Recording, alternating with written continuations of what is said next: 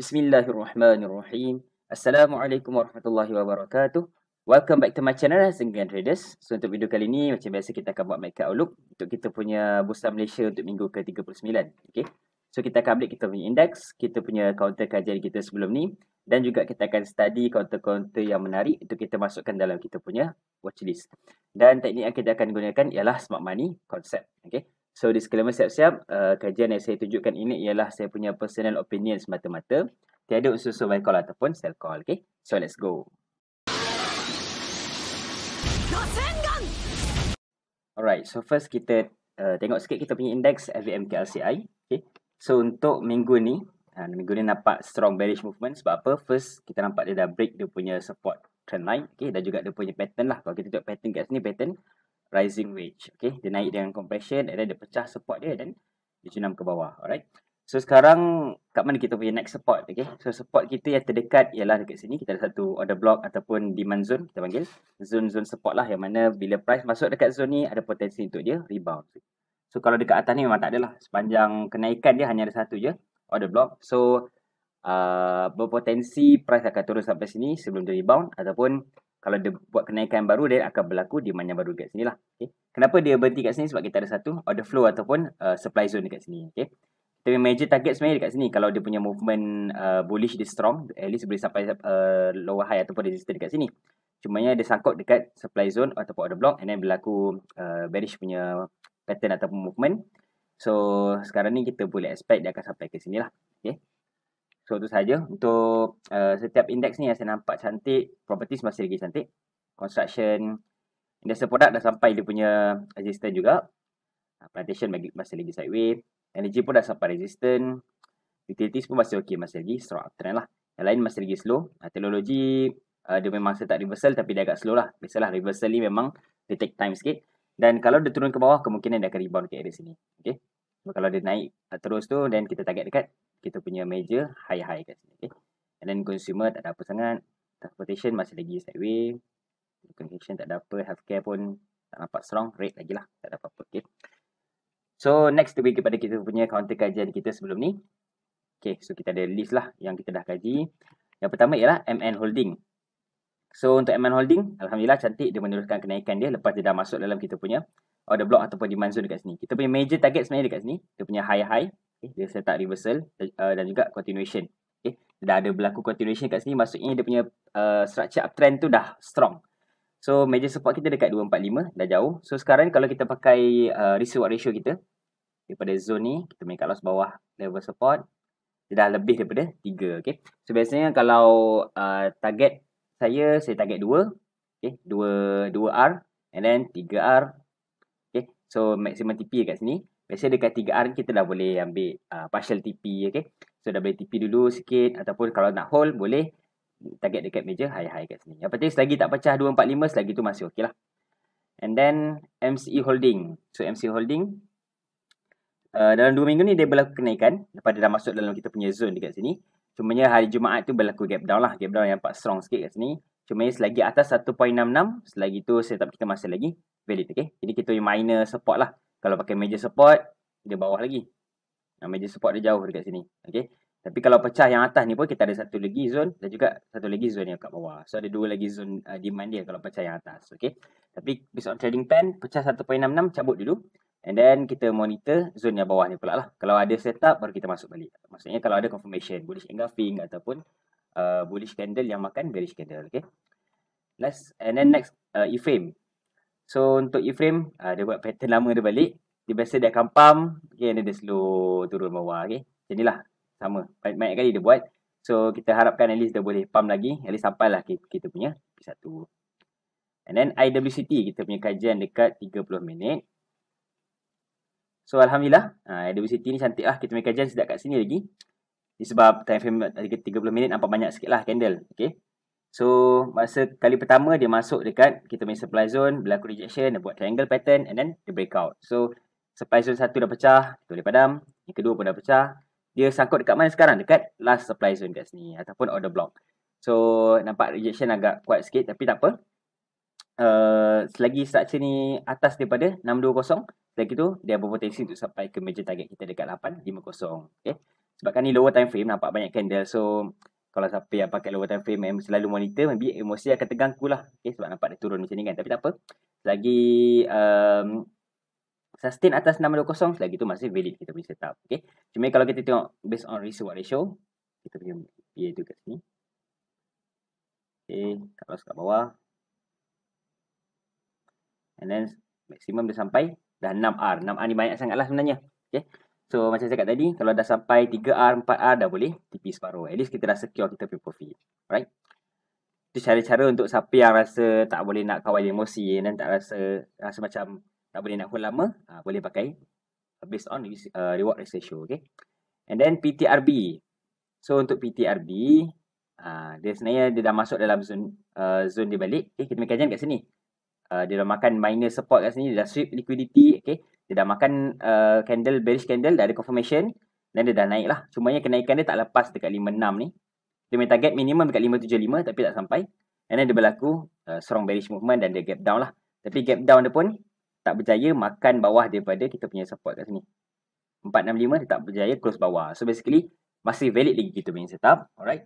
Cuma yang lepas ni kalau dia ada close bawah 460 dan kita punya setup ni fail lah. Okay. Kalau ada candle yang berjaya close atas daripada candle last ni, contoh kat sini kan.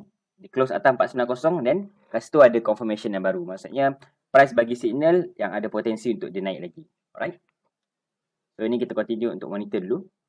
Next adalah SFP tag. Okay, so untuk SFP, structure uptrend, kita main kajian kita dekat sini. Daripada support 89 sampai resistance 1.19 kita ada satu demand dan dua demand lah. Okay. So masa price masuk kat first demand ni, saya ada share dalam saya punya channel. Dia dah berlaku satu confirmation. Dan juga video sebelum ni saya ada share jugalah. Dan kita punya support dekat sini. Minus support. Okay. And then dia dah pecahkan. So bila dah pecahkan maksudnya setup ni dah fail. So bila setup fail, kena cut loss dulu lah. And then bila dah pecah, kita nampak satu lagi zone kat bawah ni. Okay. So zone ni kalau tengok dalam daily maybe tak nampak. Okay. Kalau kita buka dalam H4 kita akan nampak. Ada satu bullish engulfing punya zone. Dan dia dah test lah kat sini. Okay. Dan dia berlaku rebound. So zone ni ialah zone yang paling dekat dengan major support. So basically kita ada dua cara nak entry. Satu, masuk secara risiko. Maksudnya bila price masuk je dekat zone, kita terus belilah. Okay. And then kalau kita kecil je bawah dekat bawah 890 ni. And then sekarang dah rebound. So bila dah rebound, dah berlaku lagi bullish engulfing, dah ada confirmation. Bila ada confirmation, apa kita boleh buat? Kita tunggu dia masuk dalam zone balik. Okay. Maybe dekat 940 sampai 895 ni. Kita punya entry. Pecah 890, fail lah kita punya setup. Okay. Dari 895 sampai 940 kita punya zone demand. So expectation, maybe dia naik sikit ke, and then dia turun masuk zone ni, and then rebound. Sampailah ke kita punya major TP lah. Sebab dia structure masih lagi uptrend. So kita expect dia boleh buat satu lagi new high. Okay. Unless kalau dia close bawah 890, then berpotensi berlaku perubahan trend untuk jadi downtrend lah. Okay. Untuk daily punya time frame. So next adalah Nation Gate.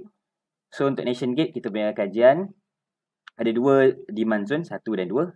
First yang atas dia dah masuk and then dah berlaku confirmation kat sini. Kita punya last selling candle dia dah close atas. Cumanya hari Jumaat dia buat apa nampak ni? Ni perangai yang biasa Smart Money buat lah. Dia bagi echo, dia close dalam balik. Okay. So siapa yang letak cut loss betul-betul bawah daripada ni 1.31 dia letak 1.30. Okay. So memang siapa yang tak boleh monitor market, biasa dia akan letak stop limit lah. So bila letak stop limit 1 atau 2 bit bawah, dia akan sedut dulu cut loss baru dia terbang. Okay. Kadang-kadang berlaku macam ni. So sekarang ni apa yang dia buat ialah dia bagi echo, dia close dalam range. So basically zone ni tak fail lagi.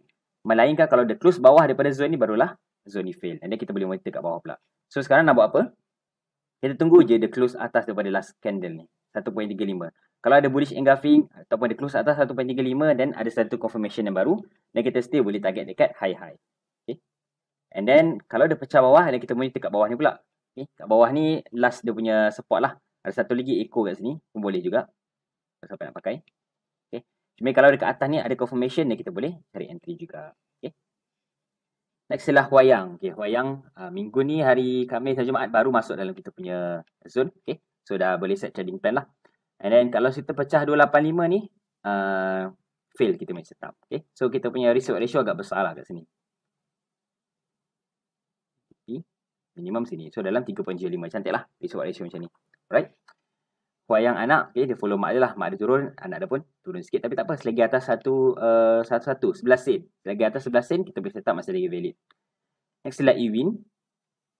So untuk Ewin, minggu ni pun hari apa ni? Isnin. Oh sorry, Jumaat minggu lepas dia dah masuk dalam kita punya demand. Okay, berlaku rebound tapi belum mampu terbang lagi lah. So selagi atas 1.28, selagi tu masih lagi valid. Okay, cuma kalau pecah then kita mesti tak fail. Okay. And then Econ BHD pun baru masuk kita punya demand hari Rabu, hari Jumaat. Rabu, Selasa dan Jumaat. Okay, Rabu cuti. Sorry, Khamis cuti. So hari Selasa dan Jumaat ada masuk dalam demand. Okay, berlaku rebound tapi belum lagi. Berlaku pergerakan untuk menaik lah. Dan kita just jaga support kita dekat 250. Kalau pecah ni then setup kita fail. Okay. And then KP Prop pun hari minggu ni baru sampai. Okay. Masuk dalam kita punya order block ataupun demand ni. Kita punya target dekat high-high kat sini. Okay. Jaga support dekat 765. Pecah 765 dan kena cut loss lah. So itu saja yang masih lagi ongoing. Yang masih belum kena TP atau belum kena cut loss. And then yang berjaya. First ialah Ecovest. Ecovest kita punya kajian dalam 1 hour. Okay. So dalam 1 hour structure dia uptrend. Okay, structure uptrend. Jadi kita nampak dia pullback kat sini. Dia masuk dalam satu demand zone ataupun order block lah. And then dia buat confirmation candle. Okay, confirmation candle dia dia tak masuk balik dalam zone and then terus terbang. So basically kat sini dia just bagi entry untuk siapa yang masuk secara risiko lah. Okay, siapa yang terus queue bila dia masuk dalam zone. Okay, so dia akan dapatlah TP sampai atas. Kalau siapa tunggu confirmation memang tak dapat entry. Okay, dia tak pullback balik dalam zone. So ini kita panggil variety of market lah. Kadang-kadang dia masuk balik dalam confirmation, kadang-kadang dia terus terbang. Okay. Tapi tak apa. Siapa yang boleh konsisten dengan entry masing-masing, kalau siapa yang memang tunggu confirmation, then tak apalah kita cari counter lain. Alright. And then, so ni kita boleh remove dulu. Pertama kajian dalam daily. Ini dah lama dah kaji. Okay. So pertama Alhamdulillah, jaya juga sampai kita punya major TP high-high kat sini. Dan dia buat satu breakout lah. Okay, so kita major support kita boleh naikkan daripada sini sampai 2.54 ke sini. Okay. So ni pun dah sukses, kita remove dulu. Last sekali red tone. Red tone buat Alhamdulillah. Kajian kita kat sini simple je. Kita ada satu minor support ataupun fake support lah kita panggil. Okay. Dia buat banyak kali reject kat sini. Biasa ramai akan masuk kat sini lah. Siapa yang trade SNR ramai masuk kat sini. Tapi dia pecah, dia masuk dalam order block. Dia respect kita punya order block ataupun demand zone dan berlaku rebound. So kita punya entry lepas dia dah rebound ni masuk dalam zone, kita ambil zone echo sebenarnya. Okay. Zone echo ni kita punya entry and then TP dekat high-high. Okay.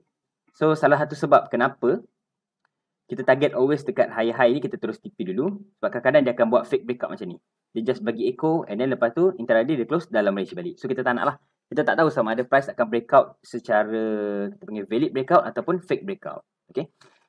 So sebab tu kalau SMC biasanya saya akan target at least previous high pun dah cukup lah.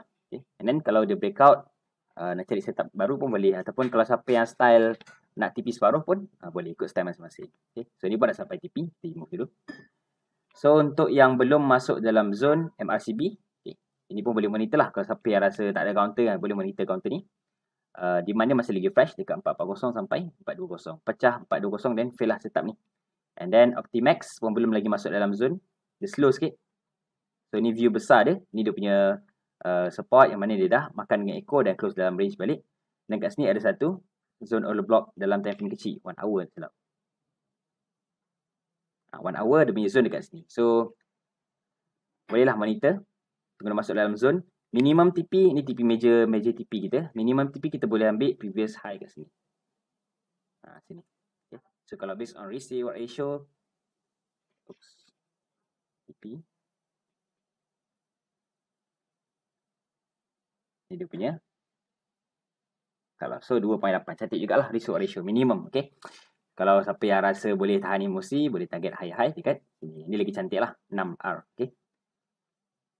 Simple je trading ni, kita just fokus kepada setup yang bagi risk reward ratio yang cantik. So that kita boleh sustain, boleh konsisten dengan market. So tu counter kajian kita sebelum ni. Next kita akan pergi kepada counter kajian yang baru.